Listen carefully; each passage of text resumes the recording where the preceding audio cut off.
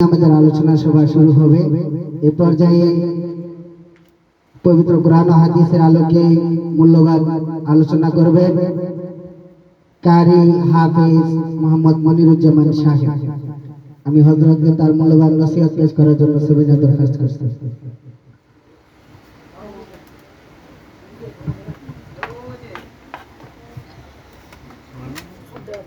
আসসালামু আলাইকুম ওয়া রাহমাতুল্লাহি ওয়া বারাকাতুহু।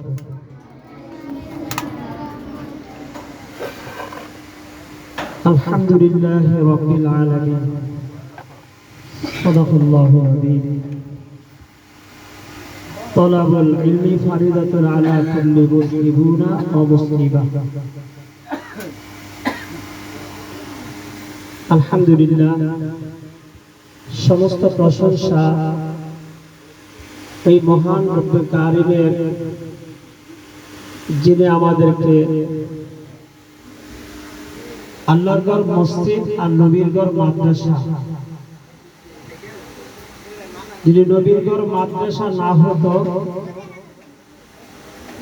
নবী পৃথিবীতে না আসতেন, এই শিক্ষার আলো আমরা পেতাম না।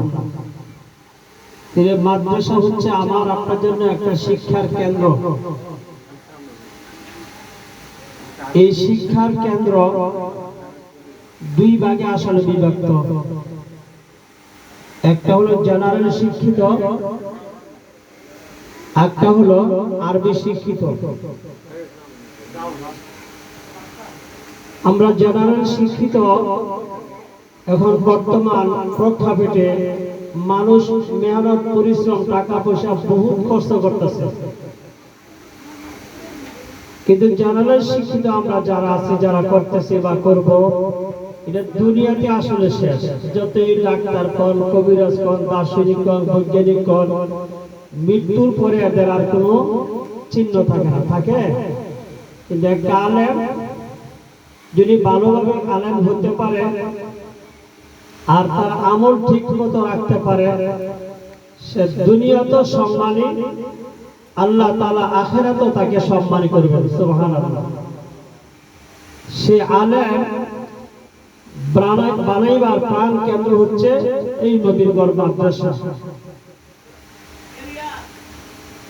রসুলপুর এই গ্রামটা আমাদের এলাকার জন্য সবচেয়ে একটা অবহেলিত গ্রাম ছিল। যেহেতু বর্ষা আসলে আমাদের প্রাণ সবার ভয়ে থাকছে, কথা ঠিক না? এখন সরকার রসিলায় সামনে বেড়িবাঁধ হচ্ছে, এটাও আমরা মনে করি না এটা রসিলা আমরা বাঁচতেছি না। আমাদের বাঁচা রাখা হায়াতের মালিক একমাত্র কে? আল্লাহ। এই বিপর্যয় জায়গার মধ্যে হযরত মাওলানা মুফতি রশিদ আহমদের উসিলায় এই নবীর ঘর মাদ্রাসা বাগান সাজাইছেন। এতে আমরা কি খুশি না বেজার? তাহলে উনি সাজাইছেন, উনি করছেন, কিন্তু ওনার একা দায়িত্ব তার দ্বারা সম্ভব হবে না। হবে এটার দায়িত্ব আমরা এলাকাবাসী সকলেই নিতে হবে। যদি আমরা বুঝি যে মাদ্রাসা থাকলে দিন থাকবে, আর দিন থাকলে দুনিয়া থাকবে। এই দুনিয়ার আসমান দেখি, জমিন দেখি, চন্দ্র দেখি, সূর্য দেখি, গ্রহ নক্ষত্র যা কিছু দেখতেছি, কিছুই থাকবে না, কিছুই থাকবে না যতক্ষণ পর্যন্ত কালেমা না থাকে, কথা ঠিক না? তাহলে কালেমার দামটা অনেক বেশি। তাহলে কালেমার আমরা শিক্ষা গ্রহণ করব কোন জায়গা থেকে? এই মাদ্রাসা থেকে, মসজিদের মক্তব থেকে। যখন আমরা শুদ্ধ শিক্ষিত, প্রাথমিক শিক্ষা আমরা এই মাদ্রাসার শিক্ষাটা